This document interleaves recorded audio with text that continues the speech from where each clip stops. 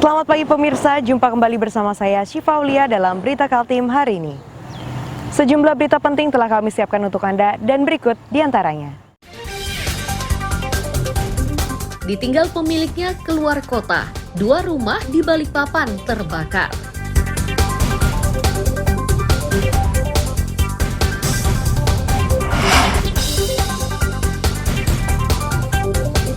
Sabu-sabu sebanyak 2,3 kg disita dari 4 pengedar narkoba di Samarinda.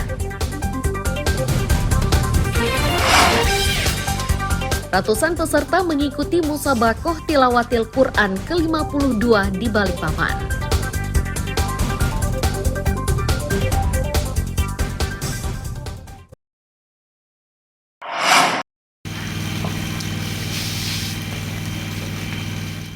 Api yang membakar rumah di Jalan DI Panjaitan Strat 1 Kelurahan Karangrejo, Kecamatan Balikpapan Tengah ini cepat membesar. Kejadian ini terjadi pada Senin lalu sekitar pukul 5:18 waktu Indonesia Tengah. Mendapati laporan tersebut, petugas pemadam kebakaran menuju ke lokasi kejadian untuk memadamkan kobaran api.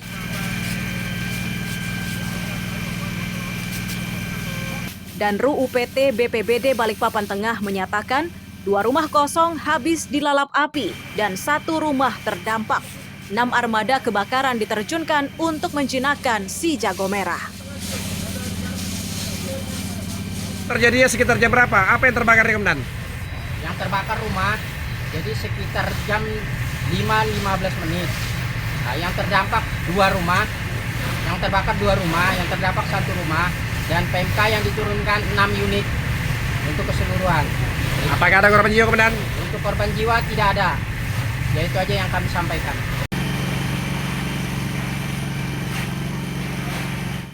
Warga menyebutkan rumah yang terbakar tidak ada penghuninya karena pemilik berada di luar kota.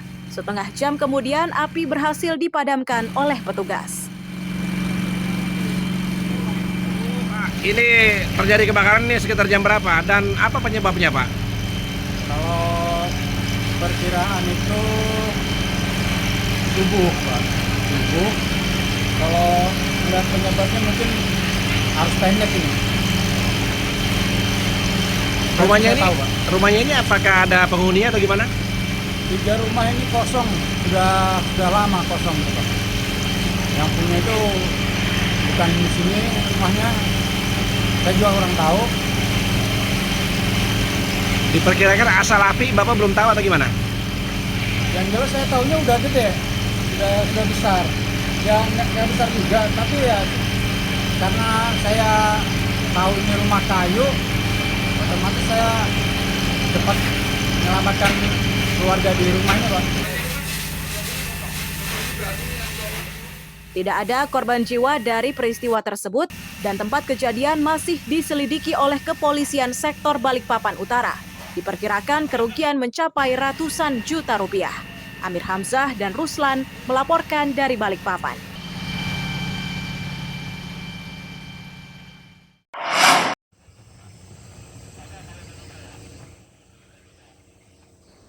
Korban tenggelam di Desa Longberang, Kecamatan Mentarang Hulu, Kabupaten Malinau, Kalimantan Utara pada Sabtu sore lalu berhasil ditemukan oleh tim gabungan dalam kondisi telah meninggal dunia. Jenazah korban lalu dievakuasi ke rumah duka untuk dikebumikan.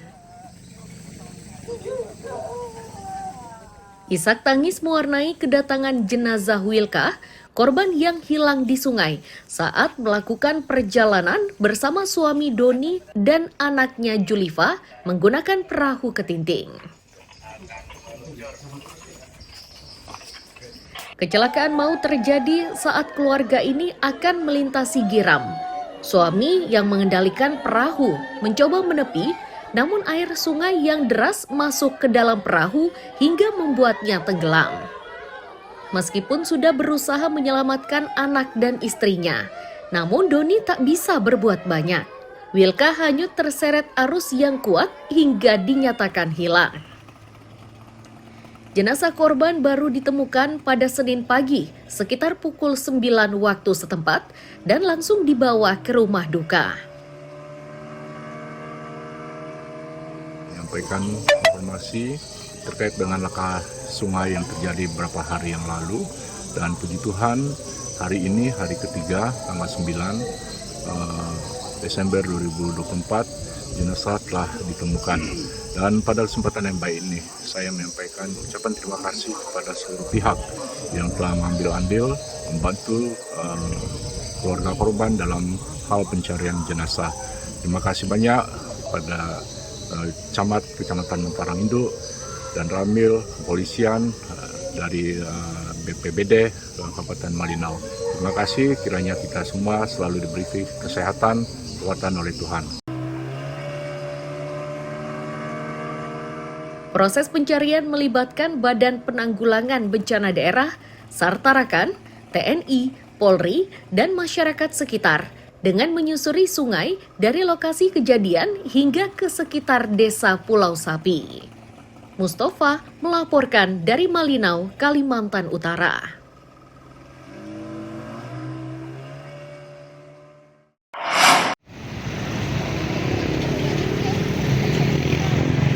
Seorang juru parkir ditemukan tewas di dalam rumah kontrakannya di Jalan Antasari Gangkarya RT 07 Kelurahan Teluk Lerong Ulu, Kecamatan Sungai Kunjang, Selasa siang. Penemuan jasad Ahmad Fauzi ini menggegerkan warga sekitar. Posisinya merah gini, Peristiwa ini terungkap berkat kekhawatiran Mujiana, mantan istri korban. Sudah 2 hari ia tak mendengar kabar dari Ahmad, hingga akhirnya memutuskan untuk mendatangi kontrakannya pada pukul 13.30 waktu Indonesia Tengah. Setibanya di sana, Mujiana langsung menuju lantai 2 dan mengetuk pintu kamarnya. Tetapi tidak ada jawaban. Saat pintu dibuka paksa, barulah diketahui mantan suaminya telah tewas. posisinya merah gini, diam aja, Pak, aku bilang. Jadi kok merah gini kok keras badannya, tangannya kulihat. Oh, sudah kaku. Iya, tangannya kayak gini, merah gini nggak tangannya. Ini Pak, aku bilang, ya Allah sudah langsung lari saya itu. Tahu sama Pak RT, Pak RT itu. RT. Iya. Posisi pintunya terkunci apa tertutup? Enggak, terbuka. Terbuka. Ada riwayat penyakit tuh? Dia sakit memang sudah ada Sakit apa? 2 bulanan itu. Sakit emah bilangnya sama sesak napas, makanya dia suaranya kesendat-sendat. Nah. Udah 2 bulan ya? Terakhir komunikasi kapan, Bu? Hari Sabtu. Hari Sabtu masih komunikasi. Setelah itu? Oh, Sudah. sempat. Nah, Kalau kesehariannya apa beliau nih, Bu? Kesehariannya? ini apa namanya? Parkir dia. Tukang parkir. Di mana itu, Bu? Di mana aja kalau Di nih Lembus Warna sebelah yang warung Babe. Mendapat laporan, Babin Kamtipmas Kelurahan Teluk Lerong Ulu Bribka Muhammad Yusuf bersama Babinsa Serma Surata segera menuju ke lokasi kejadian. Jenazah Ahmad Fauzi kemudian dievakuasi ke Rumah Sakit Abdul Wahab Syahrani menggunakan ambulans. Babin Kamtipmas Kelurahan Teluk Lerong Ulu Bribka M. Yusuf menambahkan, Ahmad sudah tinggal selama 4 tahun di rumah kontrakan tersebut. Dirinya belum mengetahui secara pasti penyebab kematiannya. Informasi apa di Gangkarya siang hari ini?